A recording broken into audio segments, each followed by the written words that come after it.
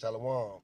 I want to give all praises, honor, and glory to Yahweh, Yahweh, by Hashem, Yahweh Shah, by Hashem, Ruach Kwadash. I'm the brother Shaquat Amar from the GMS Dallas camp. To my left is Micah Allah. got the brother Michael Holly, and today I want to touch on the topic of this RT article I came by. It's called "It's Open Season on Americans" by U.S. Police Forces by a man named Lee Camp. It was published on the 29th of May 2018, and basically, man, it's just touching on how the people or the population is actually just being opened up by the police, man. Okay, it's a lot of murder going on, a lot of hostility, and a lot of tension going on out through the country, man, because the times are getting more serious in these latter days, okay? And I'm gonna just start reading. Okay. Now this is according to RT.com. It's open season on Americans by U.S. police forces. Lee Camp. It says we have a uniquely American problem in which citizens are getting massacred by police on a near daily basis. Lee Camp says on the latest Reddit Tonight episode about the problems of out of control policing in the U.S. Just several days ago, video emerged showing Milwaukee police tasering NBA player Sterling Brown for the crime of parking in a disabled parking spot. But he got off easy, Camp said. Given that police in the U.S. have already killed over 400 people since the beginning of 2018. In comparison, Lee explained, in the 12 months in April 2016, police, selected British cops, discharged their weapons just 7 times, with 3 people killed. They had only fired their guns several times in a year. An average American cop discharges their weapons 7 times just to open their beer can. When the little metal tape breaks off, you gotta get the gun out. And then they fired 3 more times to celebrate once they get the beer open, Camp said. He continued, our cops have killed over 400 people so far this year.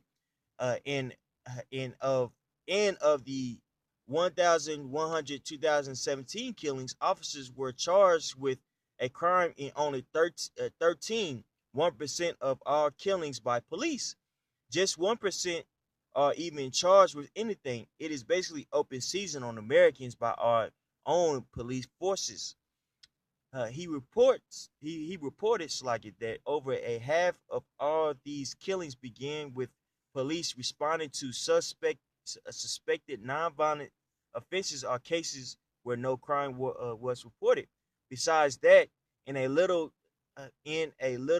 under half of the killings, the victims didn't even have a gun. So they killing people that don't even have guns, man. Just blowing their ass away. Most of those who were completely unarmed and yet killed anyway were people of color, he said. It is not that cops don't kill white people. They kill more white people than Winnie's Baconator sandwich. But it's that the white people who cops kill are more likely to be waving a gun around. The black people are often not, Camp explained. He also noted that on average, police recruits get only 8 hours of training on how to de-escalate tense situations and spend 58 hours learning how to shoot things. So it sounds like shooting things is about 7 times more important than trying to avoid shooting things, he observed. If police do not kill people who were not posing a threat with a gun, there would have been 638 fewer deaths in 2017. That's a huge percentage, a 57% reduction. I think it is pretty undeniable that we have a uniquely American problem in which citizens are getting massacred by police on a nearly daily basis, Camp concluded. Meanwhile, the House of Representatives passed a bill recently to impose federal penalties on people who deliberately target law enforcement officers with attacks. According to the Intercept, The bill exemplifies the very worst of legislation, at once unnecessarily and pernicious. And I want to say that was it on that, bro. Touch basically on the main points. So basically, I want to get into a couple of scriptures, just outlining, who exactly who this devil is. Okay, you got 400 people already killed this year alone. All right, and I want to pull up Psalms chapter 55, verse 20. You want me to grab that? If you want to put it up. Now this is Psalms 55 and 20. He hath put forth his hands against such as be at peace with him. He hath broken his covenant. Right, he's put forth violence against the ones that were at peace with him. If you look at it, Jake, the descendants of Jacob, we're common men, just as the scriptures say. Okay, we're men of the tent. We like to get some wine, we like to get some women, and we like to kick it. But this so-called white man, who was Esau, our brother in the scriptures, who turned against us, he's a man of violence, man. He's been running and chasing after us ever since he broke that covenant, and received the blessing of the sword. When you see that blessing of the sword, that's how this man gets blessed on the earth. He takes things, he robs things, he spoils people, rape, robbery, and murder. That's how he got this country, America. All right? He did that to the North American tribes, all right? And that's exactly what he's doing today. By mowing you jakes down in the street, unjustly killing you, tasing, what's that man name who played for the NBA? That was just in the yeah, Sterling Brown. Mm-hmm. He tased them for just parking in a parking spot, man. That's disabled. All right. If it might be against the law, but it doesn't justify tasing a man. Okay. When you tase a person, it's dangerous. They can fall, break their neck, they can severely hurt themselves when you put a body in that severe state. All right. But he doesn't care, man, because it's the devil who you looking at on a daily basis. That's right. That's him. All right. I'm gonna just get Ezekiel chapter 35 and 1. This is Ezekiel 35 and 1. Moreover, the word of Yahweh came unto me, saying, Son of man, set thy face against Mount Seir, and prophesy against it, and say unto it, Thus saith Yahweh power, Behold, Mount Seir, I am against thee, and I will stretch out my hand against thee, and I will make thee most desolate. Right, and what do we know is Mount Seir? Mount Seir is where so-called white man Edomites dwelled before when they got kicked out of the land. Okay, back during the time, what's 70 A.D. Well, Mount Seir was was an area in Teman. So it was before actually before 70 A.D. They were drilling. That was their land that they were drilling in. You see. And today, spiritually, we know this place is being the same as Mount Seir. It's just Babylon. Okay, it's another dwelling place of the so-called white man. All right.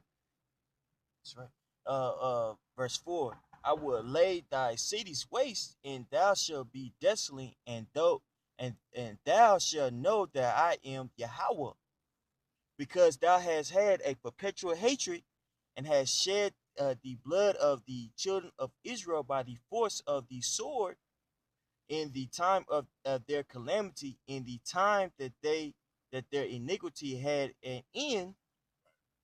Keep on going. Okay. In the time that their iniquity had an end, you perpetually slayed, the nation of Israel, man. The so-called Negro, Latino, and Native American man that walks this soil in America, you perpetually slay them, man, day and night, all right? With your unjust police actions, all right, with your unjust laws that you create, you're just destroying the nation of Israel. But the Most High is going to see you. He's going to see Babylon the Great, which is America, all right? The next verse is going to clarify. Therefore, as I live, saith Yahweh power, I will prepare thee unto blood, and blood shall pursue thee. Since thou hast not hated blood, even blood shall pursue thee. That's right. So they wouldn't, they didn't refrain from shedding other people's blood, from killing people indiscriminately. You know what I'm saying? Decimating civilizations, man. You know what I'm saying? For their own, wicked agenda. The Most High is going to destroy them, man. And how is he going to destroy them? He's going to destroy Mount Seir, which, Mount Seir was a region in Teman, which Teman was a region in Edom. Edom was south of the land of Israel. You see, they're gonna be destroyed, man. How they gonna be destroyed? By that by nuclear fire, man. You see, the other nations are gonna rise up against this whore America, and they're gonna destroy it, man. You see, and also these Edomites are gonna be destroyed by World War III, and that ultimate destruction is gonna come from where? From Yahweh Shai when he returns, man. You see? Did you have more, bro? So basically, what spirit you need to be in is a spirit of vengeance, man, a spirit of war. Because these times that we're in, it's not time to be begging the so-called white man to take his hand from you, all right, and ask him for peace in a day of lilies and lollipops, man. It's time to get ready for what the Lord is about to demonstrate His glory on America, all right. And we're gonna get one more scripture, Ecclesiastes chapter 3, verse 8. This is Ecclesiastes 3:1. To everything there is a season, and in a time to every purpose under the sun. It's like under the heavens, like you. Jump down to verse 8. A time to love and a time to hate, a time of war and a time of peace. Right. And what time are we in? We're in a time of hate and war, man. We see that the so-called white man does not like you. All right. He unjustly slays the nation of Israel every day. All right. And it's time for the Most High to come down and reap vengeance on him, man. So that's what we're supposed to be getting ready for. Not a time of peace. All right. That's right, brother. Hey, it's a time. It's time for us to shake our hands and to call out the wickedness of the so-called white man.